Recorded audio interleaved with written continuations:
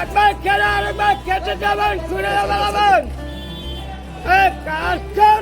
কতটা পথ হাঁটলে তবে পথিক বলা যায়? কতটা পথ হেঁটেছেন বলাই সরকার? আমবাড়ি ফালাকাটার বলাই সরকার, তিনি হাঁটেন হাড়ি মাথায় করে, গামছা পেঁচানো একটি হাড়ি, হাড়িতে ভরা বাড়িতে বানানো কাসুন্দ। ঠাকুমা জেঠিমাদের কেউ কেউ আবার ভালোবেসে বলেন কাসুন্দি।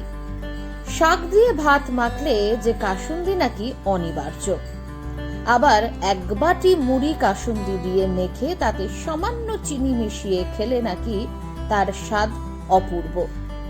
সেই জাদু কাসুন্দি নিজেই তৈরি করেন বলাই সরকার। আমবাড়ি ফালাকাটা থেকে রোজ ট্রেনে চেপে আসেন মোহিতনগরে। মোহিতনগর স্টেশনে নেমে হাঁটতে শুরু করেন। কিলোমিটারের পর কিলোমিটার হাঁটতে থাকেন তিনি। রোদে তেতে পুড়ে হাঁটেন। হাঁটতে হাঁটতে কোনোদিন বৃষ্টি নামে, তিনি খানিক থেমে আবারও হাঁটা শুরু করেন। হাঁটতে হাঁটতে দিন ফুরোনো, আবার হেঁটে ফেরা শুরু করেন। হাঁটতে হাঁটতে দিন ফুরোনো, আবার হেঁটে ফেরা শুরু করেন। কতদূর হাঁটবেন তিনি তা নিজেও জানেন না। যতক্ষণ না হাড়ির সবটুকু কাসুন্দি বিক্রি না হচ্ছে তিনি হাঁটতে থাকেন। 200 টাকা কেজি দরে কাসুন্দি বিক্রি করেন বলাই সরকার।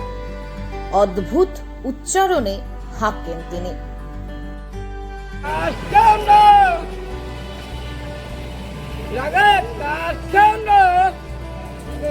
একবার খেলে আরেকবার খেতে যাবেন, শুনে বেড়াবেন।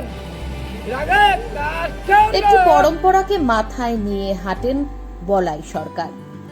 চলতে থাকুক পরম্পরা, সুস্থ থাকুক বলাই সরকারেরা। আমার নাম হচ্ছে বলাই সরকার।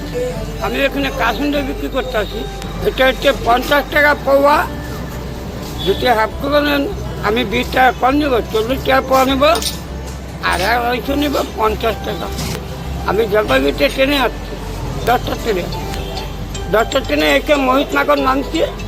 মোহিতনগর থেকে বেচতে বেচতে এখানে আসি। আমি হাঁটি, ওখানে কোনো আমার কোনো নাই, যেতে পারি হাঁটতে হাঁটতে। ইচ্ছা করলে এখান থেকে বেরোচ্ছে আমি হাইটে চলে যেতে পারি।